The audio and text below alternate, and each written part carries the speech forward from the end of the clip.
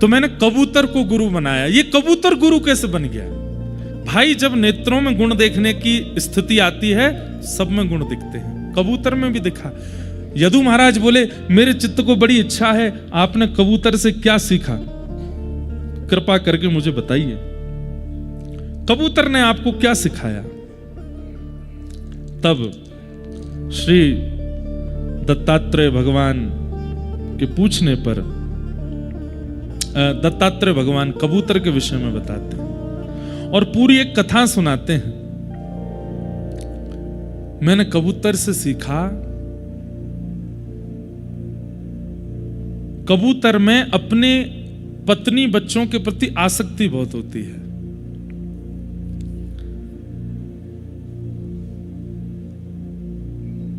कपोतः कंचनारण्ये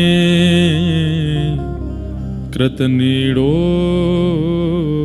वनस्पतौ कपोत्या भार्यया सार्ध मुवास कितिचित् समाः। जरूरी नहीं है कि हर व्यक्ति की अच्छी करनी से ही हम सीखते हैं, किसी किसी की गलती भी हमें सिखाती है। तो कबूतर की मैंने गलती से सीखा। कैसी गलती? बोले, कबूतर में आसक्ति बहुत होती है। एक बार एक कबूतर वन में विचरण करता हुआ गया और तभी उसने देखा कि एक मादा कबूतर एक वृक्ष पर बैठी है और उसका उसके प्रति स्वाभाविक स्नेह हो गया। स्नेह होने के बाद उन दोनों ने मन बना लिया कि चलो अब हम गृहस्थ आश्रम में प्रवेश करते हैं। कबूतर कबूतरनी ने ब्याह कर लिया। ये कथा दत्तात्रेय भगवान सुना रहे हैं अपने गुरुजी की। मेरे गुरुजी ने कबूतरनी से ब्याह कर लिया। बोले, अच्छा। फिर कुछ समय बाद उनके छोटे छोटे बालक हुए। बहुत खुशहाल परिवार चल रहा था, सब बड़े आनंद में थे, सब बहुत प्रसन्न थे, कोई कमी नहीं थी। छोटे से घोंसले में 4-5 कबूतर के बच्चे, कबूतर कबूतरनी सुबह उड़ करके जाते, दाना चुगते, अपना पेट भरते, कुछ दाना लेके आते, बच्चों को पवाते। कबूतर बहुत प्रसन्न था, अपने बच्चे और अपनी पत्नी में सर्वस्व देख रहा था। इतना आसक्त हो गया था कि बस उनको देखे बगैर वो रहता नहीं था। एक दिन कबूतर अकेला वन में गया और वन में दाना चुगने के बाद जब लौट करके आया तो उसने क्या देखा? उसके घोंसले में ना बच्चे हैं ना कबूतर नहीं है। क्यों? एक भेलिया ने आकर के जाल बिछाया और जाल बिछा करके उस पर जैसे ही दाना डाला तो दूर बैठी हुई कबूतरनी ने तो दाना देखा, जाल नहीं देखा। आकर के जैसे ही दाना पाने लगी, बच्चे भी उड़ करके आ गए। बच्चों सहित मां को देख करके उस भेलिया ने जाला बंद कर लिया और जाले में कबूतरनी और उसके बच्चों को रख लिया।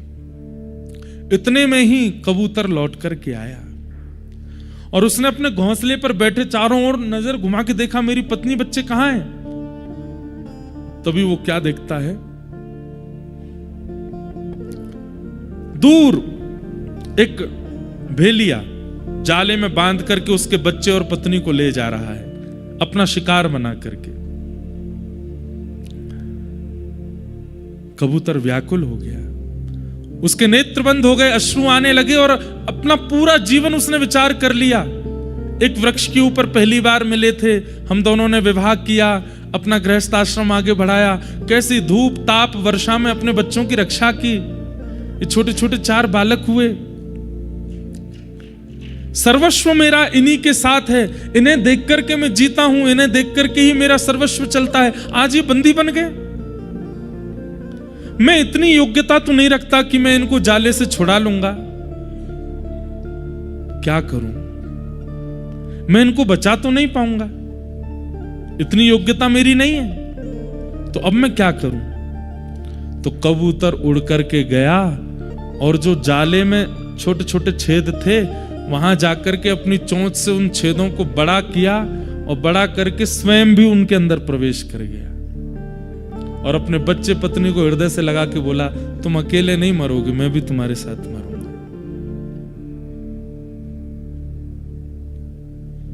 ये दृश्य मैंने देखा यदु, और मैंने कबूतर को अपना गुरु बना लिया। यदु महाराज बोले इसमें आपने क्या सीखा? बोले मैंने ये सीखा इतनी आसक्ति अच्छी नहीं, इतना फंसना संसार में, चाहे अपनी ही पत्नी बच्चे क्यों ना हो, अच्छा नहीं है। कि अपने आप को अयोग्य मान करके ये विचार कर लिया। बंधुओं, आज की डेट में तो ऐसी चीजों पर मूवीज बनती हैं और उनको देख के लोग बड़े भावुक हो जाते, बताओ बच्चा नहीं पाया तो खुद ही मर गया साथ में। पर यदु महाराज के सामने श्री दत्तात्रेय कहते हैं ऐसी आसक्ति अच्छी नहीं। अरे आसक्ति करनी ही थी तो ऐसे के प्रति करते कि जब विडम परिस्थिति आती और हम सामर्थ्य विहीन हो जाते, हम बच नहीं पा रहे हैं, तो हमारी जिसमें आसक्ति है वही आकर के बचा जाता। धन्य है भक्त प्रहलाद, ऐसे से प्रेम किया। भले ही स्वयं सामर्थ्यवान नहीं थे हिरण्यकश्यप के आगे, लेकिन दंता गजानाम कुलिशाग्र निष्ठुरा शीर्णायते ते नवलम ममैतत् महाविपत्ताप विनाशनोयम जनार्दनानुस्मरणानुभाव। प्रहलाद जी महाराज ने ऐसे से प्रीति की कि स्वयं भले ही असामर्थ्यवान थे, लेकिन नाम उच्चारण करके अत्यंत पराक्रमी हिरण्यकश्यप को वध कराने के लिए अपने ईश्वर को प्रकट कर लिया।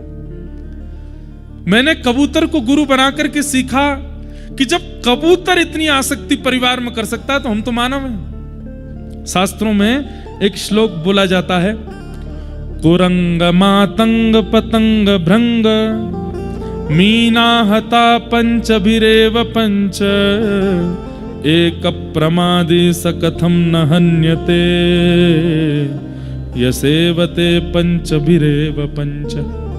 बहुत ध्यान से सुनना, बड़ी अच्छी बात।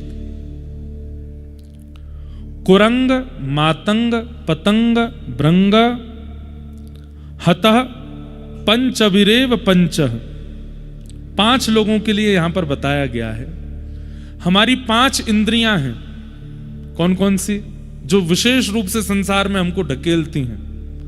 पहली आंख, दूसरी कान, तीसरी जीभ, चौथी नाक, 5वीं त्वचा।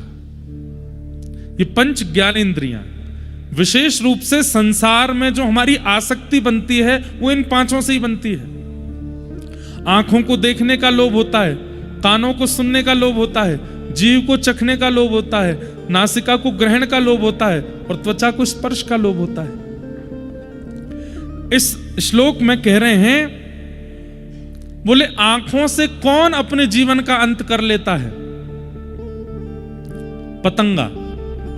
पतंगा कहते हैं लाइटों के आगे घूमने वाले छोटे छोटे छोटे छोटे जीव होते हैं, उनको लाइट इतनी अच्छी लगती है, इनके आगे घूमते रहेंगे, घूमते घूमते घूमते घूमते घूमते सुबह जब आप आकर के देखोगे नीचे मरे पड़े मिलेंगे।